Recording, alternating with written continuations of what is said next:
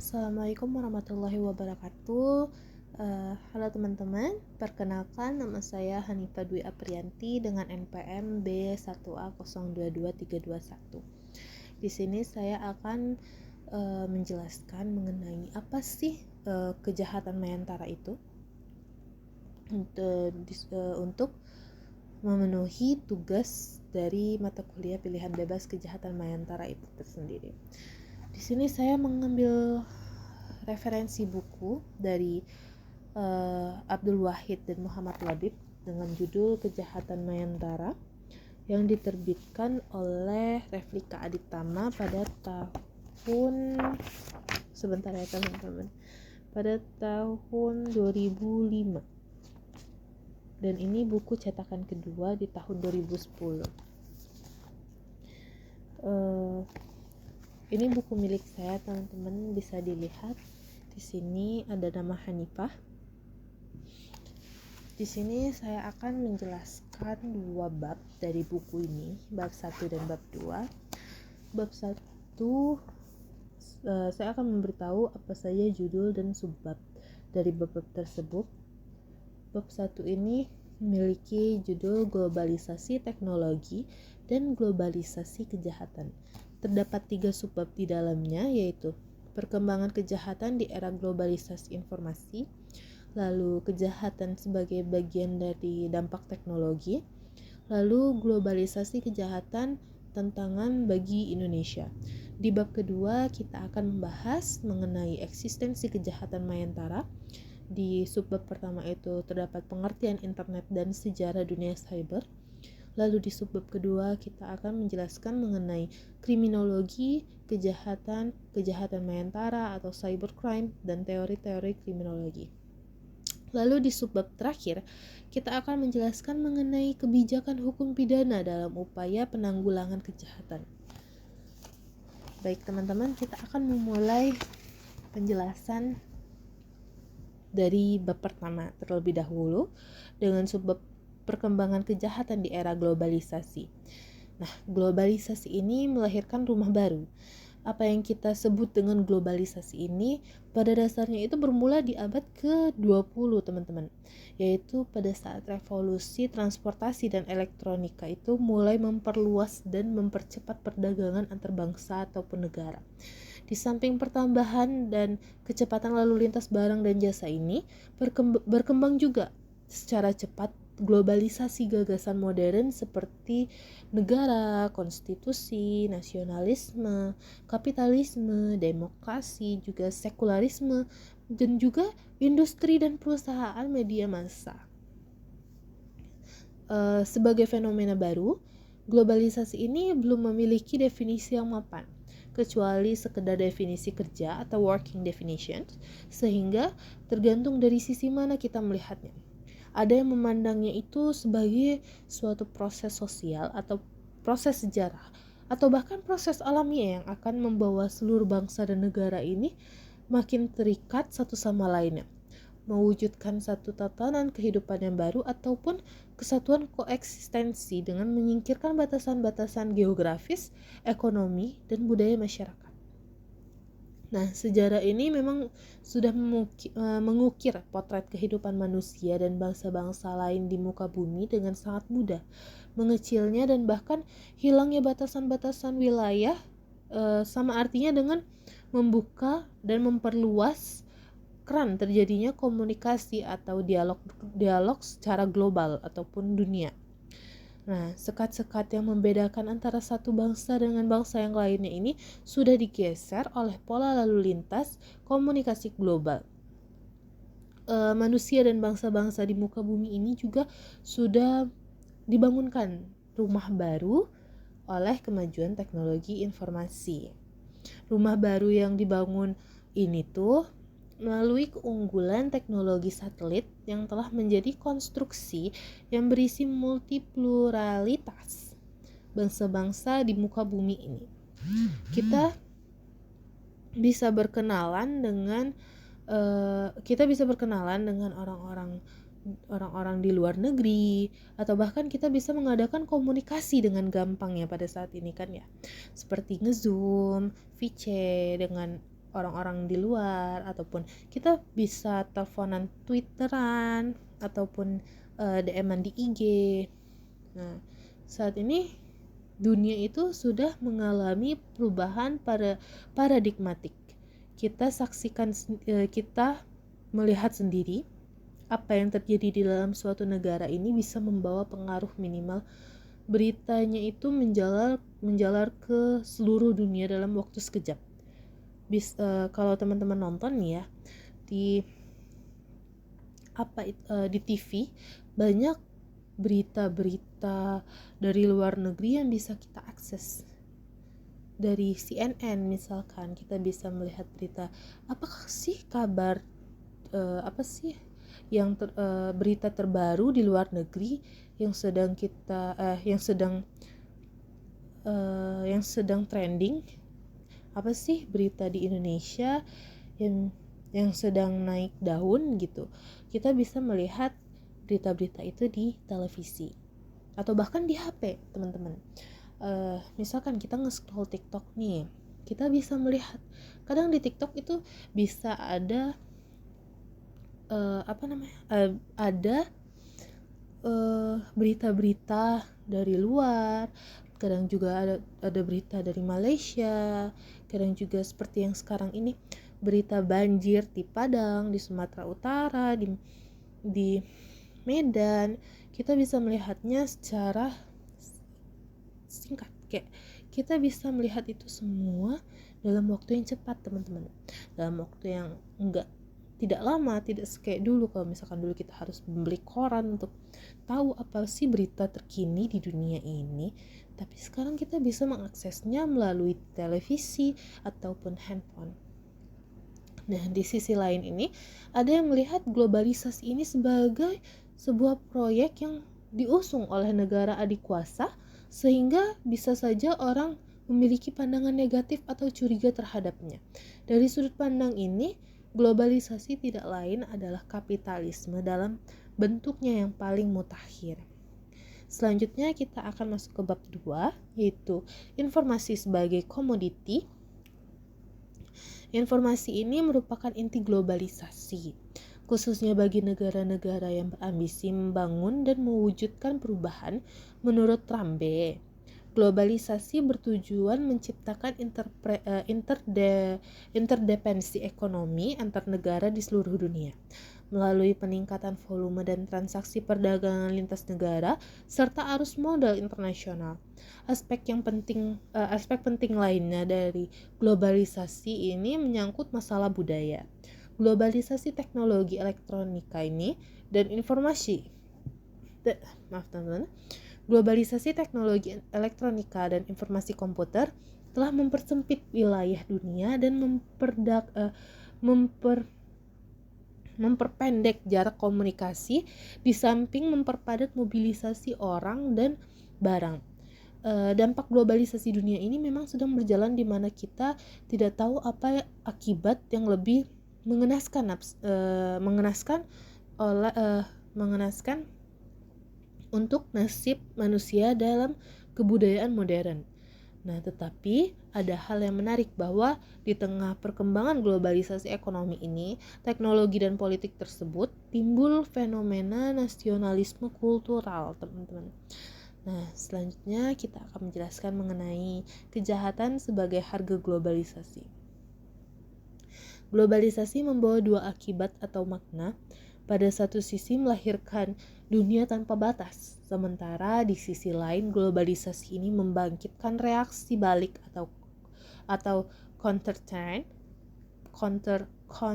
trend. Nah, tantangan yang tersedia di rezim global tertentu saja pola-pola kehidupan bangsa lain, khususnya perkembangan gaya hidup, kondisi ekonomi, dan cara berrelasi sosial, yang dimana antara pola-pola hidup ini tersedia ranjau yang dapat menjadikan bangsa-bangsa lain itu sebagai korban.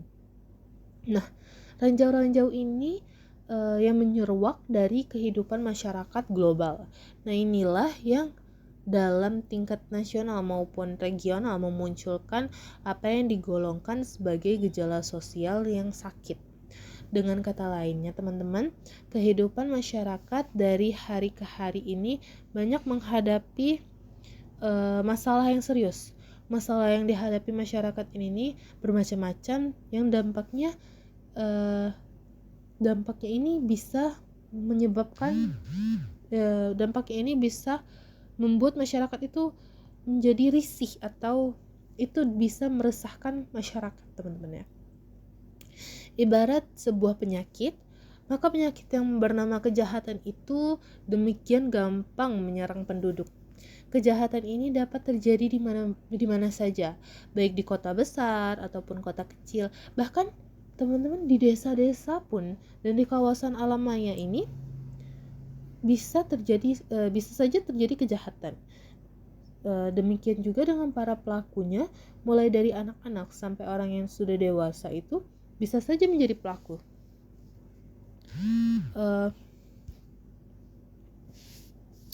Munculnya kejahatan yang bernama cyberspace ini atau dengan nama lain cybercrime merupakan suatu pembenaran bahwa era globalisasi ini identik dengan era ranjau ganas. Selanjutnya kita akan memasuki ke kejahatan sebagai bagian dari dampak teknologi. Yang pertama itu teknologi dan globalisasi. Global teknologi merupakan bagian dari warna dan sekaligus elemen utama dari globalisasi, karena globalisasi yang esensinya terletak pada konsep desa dunia tidak akan bisa berjalan dan bergerak mengepakkan sayap-sayapnya jika tidak menggunakan kekuatan teknologi. Walaupun konsep globalisasi ini dinilai positif, bagi beberapa pihak juga terkandung di dalamnya dimensi negatifnya. Lalu dilema menjatuhkan pilihan.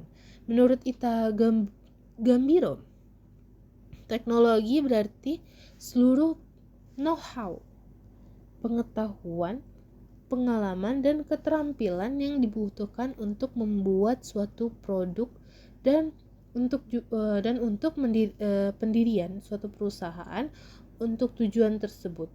Dengan bantuan teknologi, kemudahan teknis itu dapat diperoleh. Nah, menurut William Poppy dan Leland Wilson, teknologi adalah bantuan teknologi, kemudahan teknis yang diperoleh. Maaf teman-teman, teknologi adalah kegiatan yang dengannya manusia merencanakan dan menciptakan benda-benda material yang bernilai praktis. Nah, semua teknologi itu adalah pedang yang bermata dua.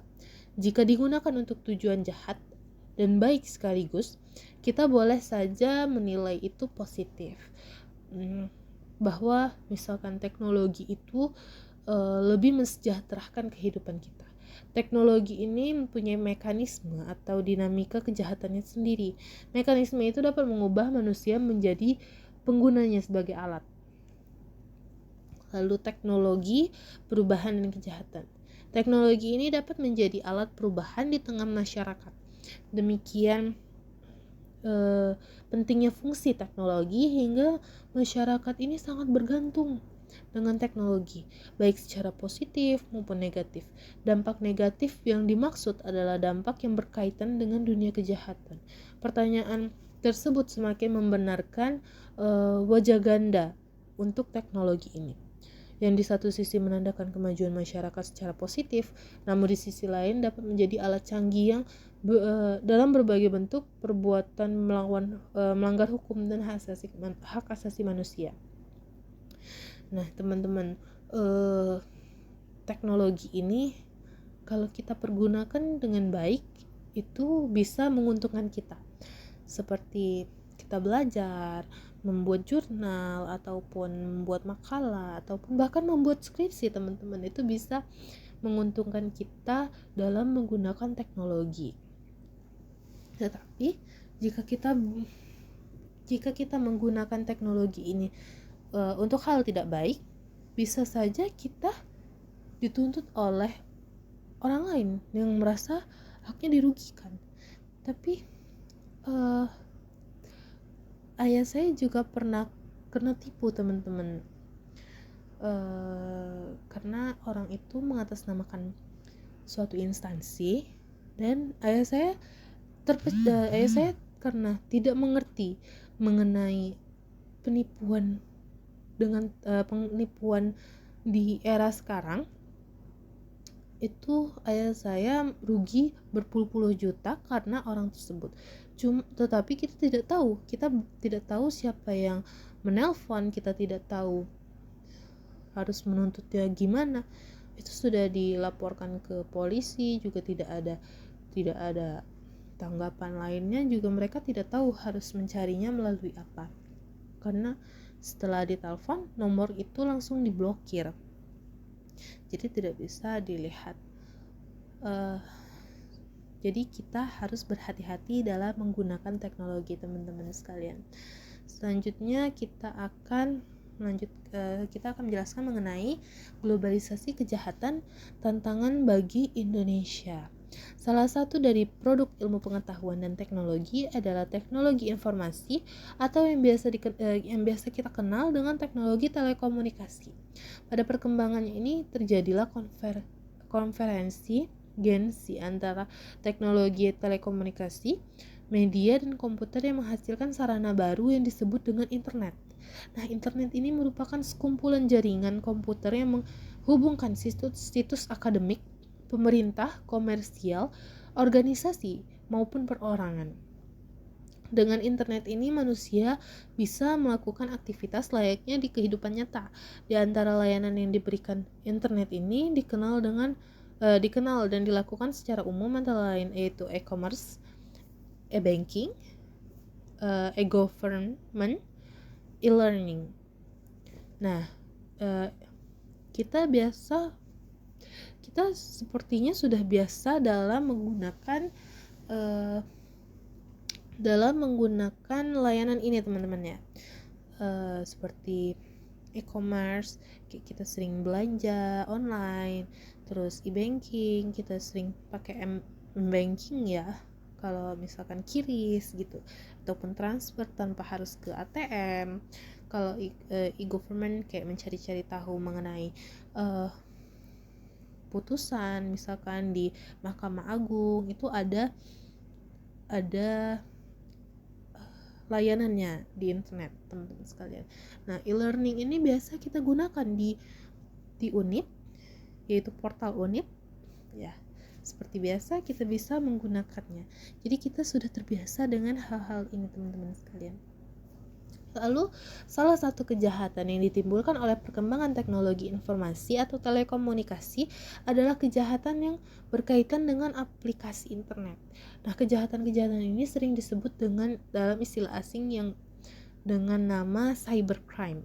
Sebagian orang berpendapat bahwa kejahatan yang berkaitan dunia cyber pada dasarnya adalah sama dengan kejahatan biasa, yang dimana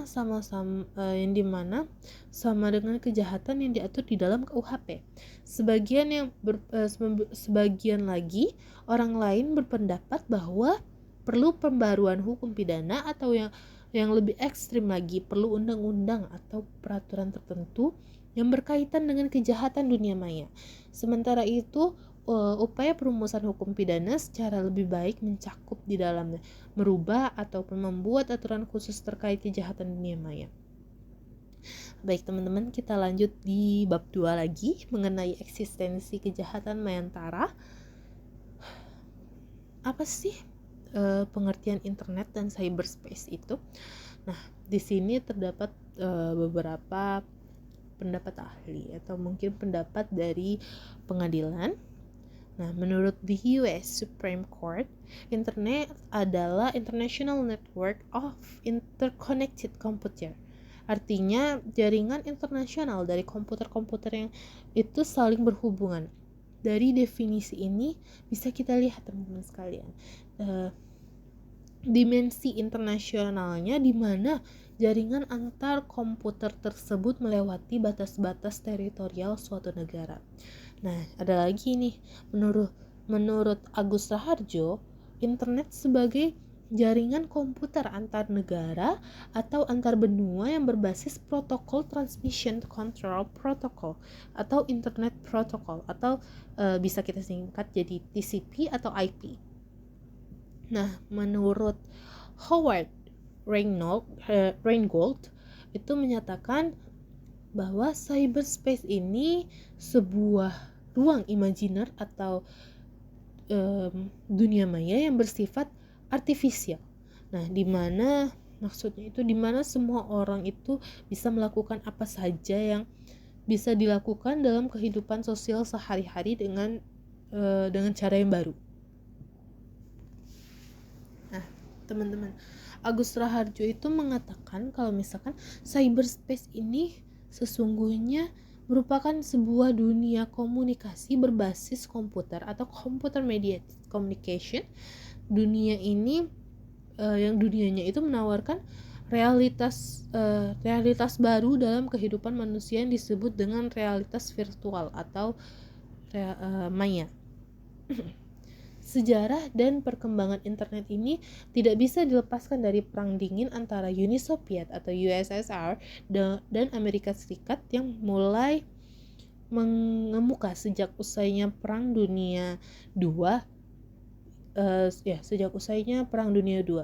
Cikal bakal internet yang kita kenal saat ini itu pertama kali dikembangkan pada tahun 1969 oleh Departemen Pertahanan Amerika Serikat dengan nama ARPANET. Kepanjangannya itu US Defense Advanced Research Project Agency.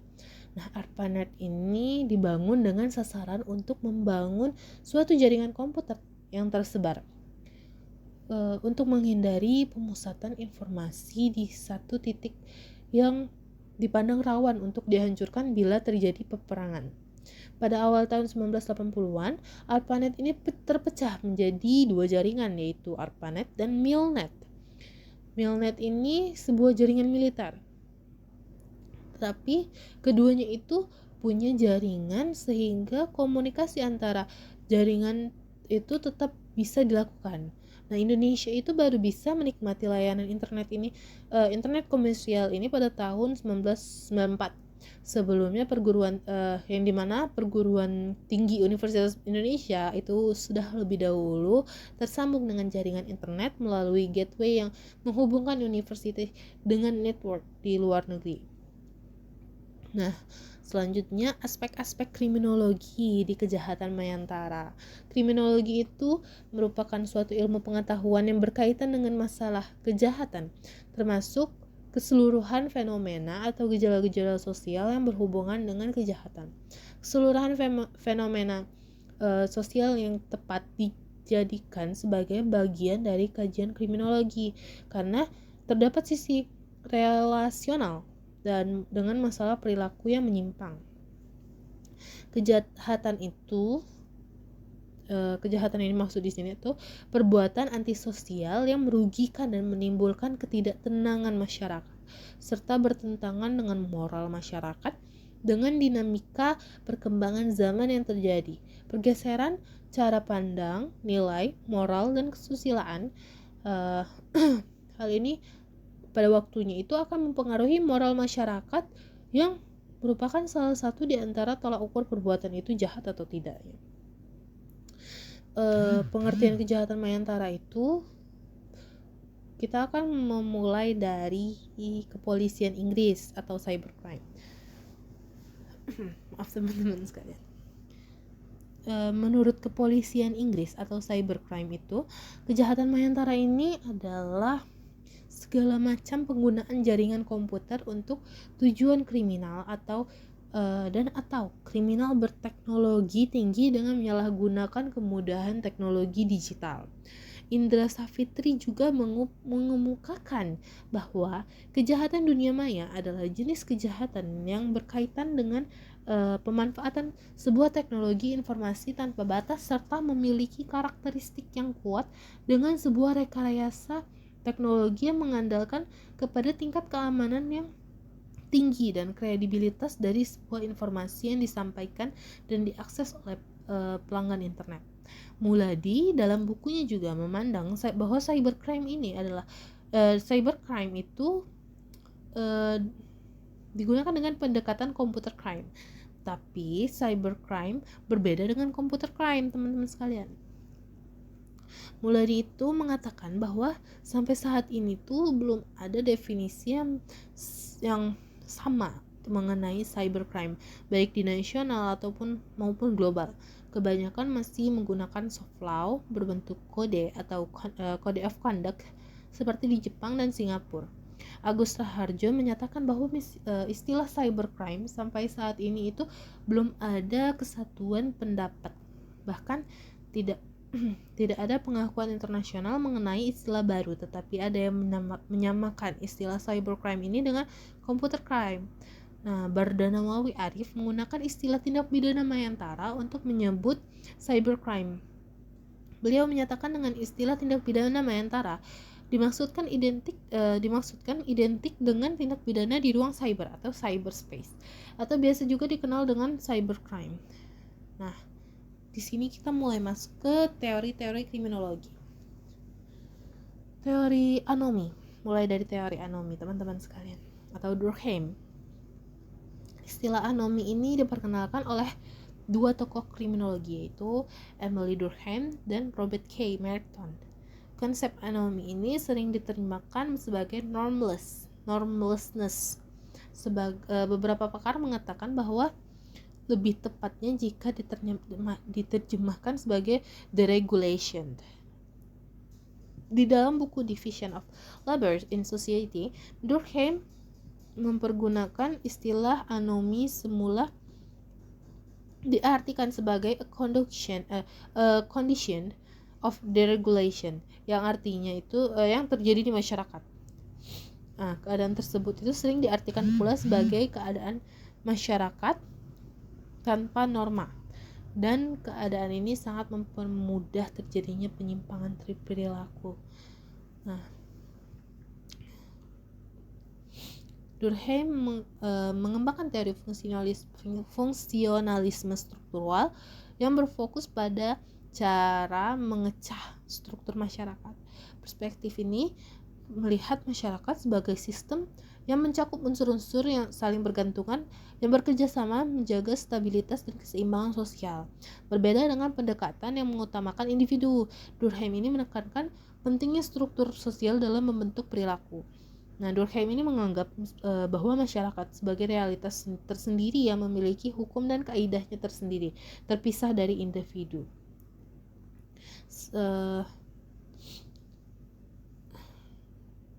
Selanjutnya kita ada teori biososiologis.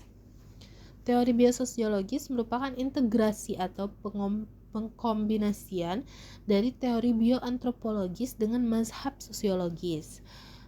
Nah, teori ini dibangun oleh Enrico Ferri yang merupakan murid dari Lombroso, Cesare Lombroso. Teori ini merupakan hasil dari penyempurnaan dari teori biologinya Lombroso yang disempurnakan oleh Enrico Ferri dengan menekankan bahwa kejahatan itu terjadi karena adanya hubungan yang erat antara faktor fisik, antropologis, dan sosial. Jadi kejahatan bukan hanya disebabkan karena individu terlahir menjadi seorang penjahat, tapi juga karena faktor-faktor lain yang di sekitar orang-orang tersebut.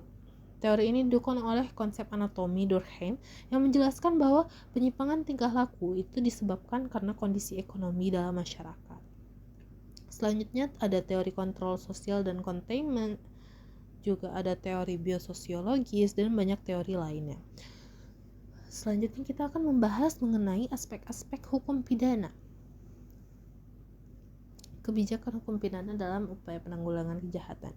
Sebagai makhluk sosial, hasrat untuk hidup bersama telah menjadi pembawaan manusia, dan ini merupakan keseharusan untuk kelangsungan hidupnya. Hasrat untuk hidup bersama tersebut pada akhirnya mendorong ke arah terjadinya persatuan manusia yang lazim disebut dengan masyarakat untuk memelihara ketertiban dan keamanan atau kepentingan umum dalam hidup bermasyarakat.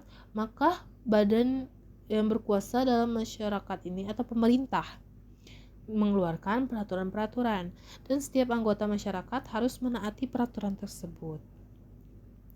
Nah, karena itu, dalam perspektif kepentingan yang diatur atau dilindungi, Kansil mendefinisikan hukum pidana sebagai hukum yang mengatur tentang pelanggaran-pelanggaran dan kejahatan-kejahatan terhadap kepentingan umum. Perbuatan mana yang diancam dengan hukuman yang merupakan suatu penderitaan atau siksaan. Hukum itu berisi asas-asas dan nilai-nilai yang berkedudukan relatif otonom. Berkaitan dengan asas tersebut, Delagian mengemukakan bahwa asas-asas hukum itu adalah ungkapan-ungkapan hukum yang sangat umum sifatnya, yang hidup di antara orang-orang, dorongan batin dan pembentuk undang-undang. Itu adalah sesuatu yang harus ditaati oleh orang-orang apabila mereka ikut bekerja dalam mewujudkan undang-undang. Selanjutnya, kebijakan hukum pidana dalam upaya penanggulangan kejahatan. Kebijakan hukum pidana dapat didefinisikan sebagai usaha mewujudkan peraturan perundang-undangan yang sesuai dengan keadilan dan situasi pada suatu waktu dan untuk masa yang akan datang. Mark Ansel mengemukakan penal polisi atau kebijakan hukum pidana. Kebijakan hukum pidana itu adalah suatu ilmu sekaligus seni yang pada akhirnya mempunyai tujuan praktis untuk memungkinkan peraturan hukum positif dirumuskan secara lebih baik dan untuk memberikan pedoman yang tidak salah pedoman yang tidak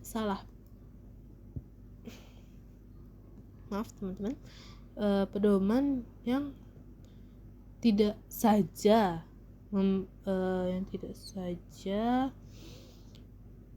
kepada pembuat undang-undang, tapi juga kepada pengadilan yang menerapkan undang-undang itu, dan juga kepada para penyelenggara atau pelaksana putusan pengadilan.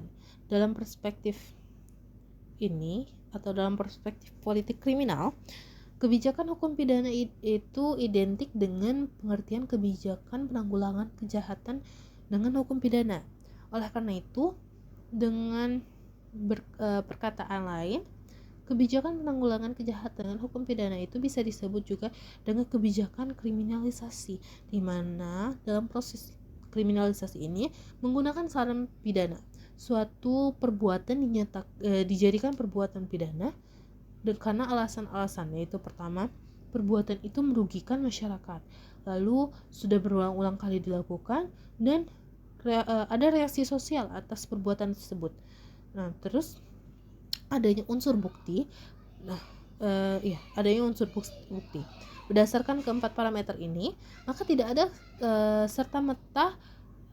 serta-merta perbuatan yang merugikan itu bisa dirumuskan secara formal sebagai perbuatan pidana atau tindak pidana. Sekian dari saya. Mohon maaf apabila ada kekurangan atau kesalahan dalam pengucapan kata. Sekian, wassalamualaikum warahmatullahi wabarakatuh.